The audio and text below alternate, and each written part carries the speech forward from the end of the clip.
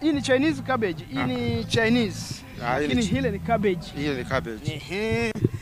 Hii ni Chinese ambayo wenyewe haifungi. Hii tunakula majani, lakini hile tunakula vichwa. Vichwa.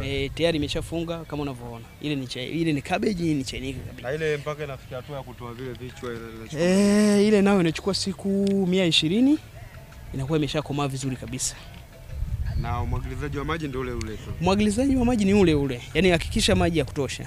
Hii utofauti wake na hii ni kitu kimoja, kwamba hii inapenda maji mengi, lakini hii ni sensitive sana kwa wadudu.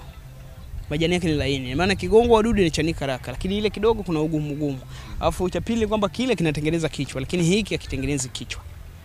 Yes. Kwa kama unavyoweza kuona kwa mbali, hii ndio ile nilikuwa nakuelezea, ilikuwa inaitwa Vera F1. Ni mbegu bora ambayo imetoka kwenye kampuni ya Advanta. Hii kama unavyoweza kuiona ndio hii. Kwa hiyo ni kitu ambacho ni cha real, sio uongo wala nini. Na haya mpaka na kuwa nafikia hatua hii. Ni muda gani naweza akachukua? Hii